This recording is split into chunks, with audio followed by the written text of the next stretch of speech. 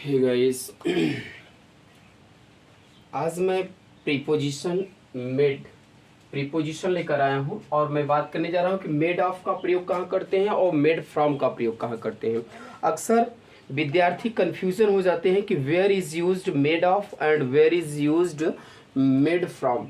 तो मैं आज बात करने जा रहा हूँ कि मेड ऑफ का प्रयोग हम तब करते हैं मेरे प्यारे छात्रों कि जब एक जिसकी अवस्था बदली जा सके, वहां पर याद रखना है कि मेड फ्रॉम का प्रयोग करेंगे। और जिसकी अवस्था बदली ना जा सके, जिसको एक अवस्था से दूसरी अवस्था में चेंज ना किया जा सके, उसके साथ मेड ऑफ का प्रयोग करते हैं। Understand, got up my point. मैंने कहा कि मेड ऑफ का प्रयोग हम तब करते हैं जब उसकी किसी वस्तु की अवस्था एक अवस्था से दूसरी अवस्था में कोई वस्तु की परिवर्तन न किया जा सके, वहां पर हम मेड ऑफ का इस्तेमाल करते हैं। यानी कि किताब पन्नों से बनती है, तो किताब पन्नों से बनती है तो क्या किताब को पन्नों से बनती है, क्या पन्ने एक अवस्था से दूसरी अवस्था में बदली जा सकती है? बिल्कुल नहीं बदली जा सकती है।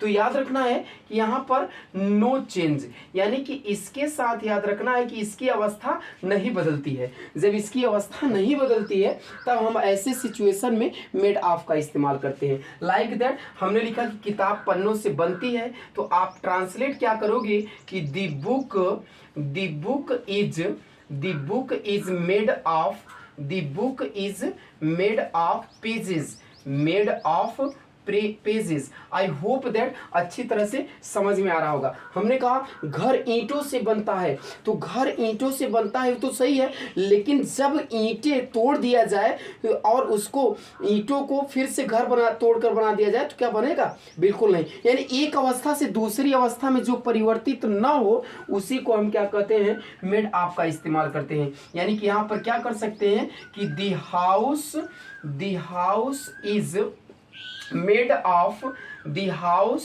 is made of bricks, the house is made of bricks।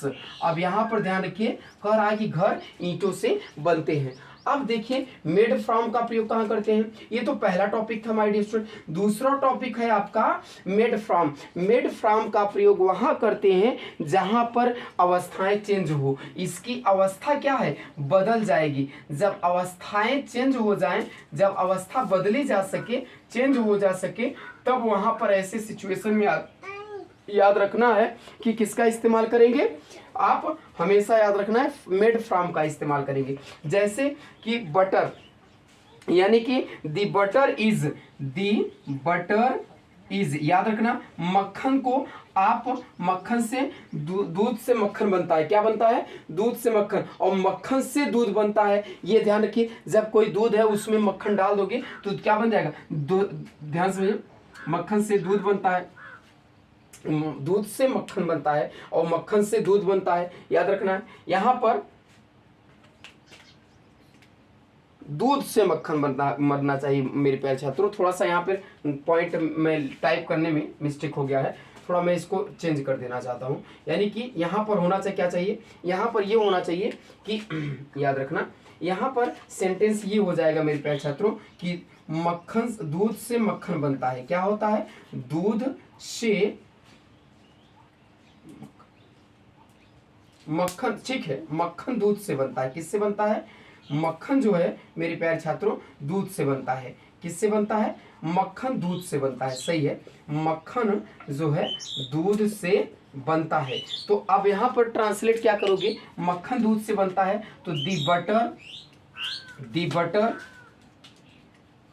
Is made from, the butter is made from. अब यहां पर क्या लगाओगे? मेड फ्रॉम लगाओगे। Made from milk, made from milk. I hope that अच्छी तरह समझ में आ रहा होगा। पन्ना घास से बनता है, तो पन्ना जो है घास से बनता है, तो आप क्या करोगे? The page is made from, the page is made from, याद रखना है ग्रास। क्या करेंगे? ग्रास कर देंगे। पन्ना घास से बनता है तो आप क्या करोगे कि the made is made from sorry the page is made from grass या the butter is made from milk. इसी तरह से याद रखना है कि जिसकी अवस्था बदल जाती है तो वहाँ पर मेड के साथ फ्रॉम का प्रयोग करते हैं, जिसकी अवस्था नहीं बदलती है उसके साथ मेड के साथ हमेशा ऑफ का प्रयोग करते हैं। तो आई होप दैट आपको अच्छी तरह से समझ में आ गया होगा। कॉपी कलम लिए हो तो इसको ज़रूर उतारने का प्रयास करिए और यह वीडियो उन विद्यार्थियों तक जरूर प्रोवाइड करिए।